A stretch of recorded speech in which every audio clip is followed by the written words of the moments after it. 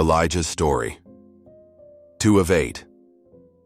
Elijah's presentation and Noah's Ark. We all face them.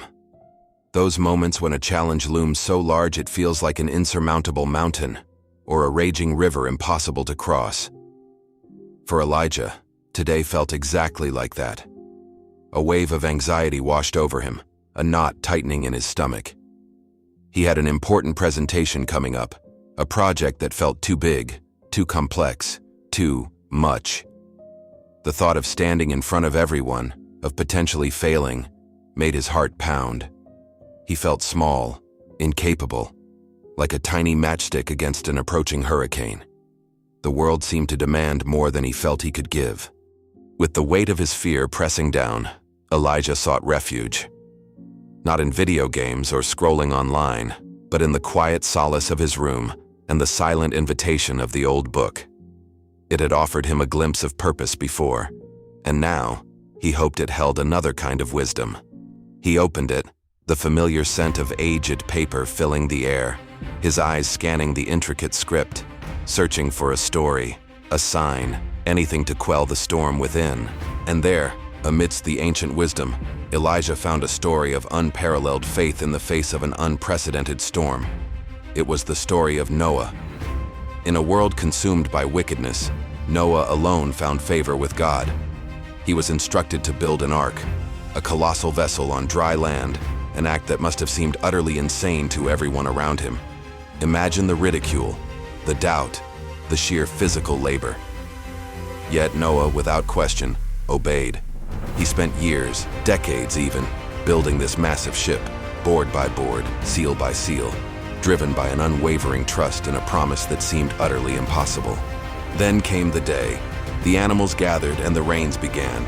Not a gentle shower, but a torrent that lasted 40 days and 40 nights, covering the entire earth.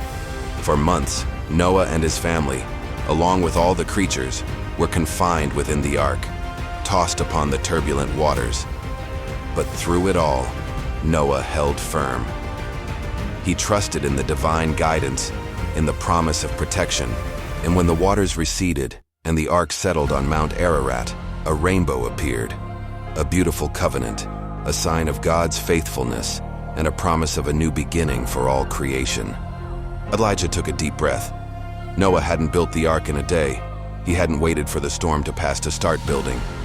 He had faced ridicule, immense labor, and the daunting prospect of an unseen future. Yet he had acted with consistent effort and unwavering faith.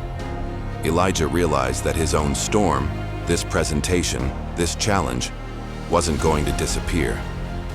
But like Noah, he didn't have to face it alone or without preparation. He had to trust the guidance he had received, to put in the effort, step by step, piece by piece, just like Noah built the ark. It was about consistent action, not overwhelming one-time heroics. He felt a spark of courage ignite within him, understanding that even in the face of the seemingly insurmountable, faith and consistent effort could lead to safety and to a new, stronger beginning. Elijah squared his shoulders, a quiet resolve settling over him. The storm outside hadn't abated, but the storm within had begun to calm. He knew what he had to do. And when you find yourself facing your greatest fears, your personal storms, where do you find your courage?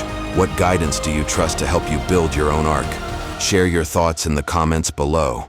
If you found inspiration in Noah's story, like and subscribe to follow Elijah's continuing journey of discovery. Thanks for watching.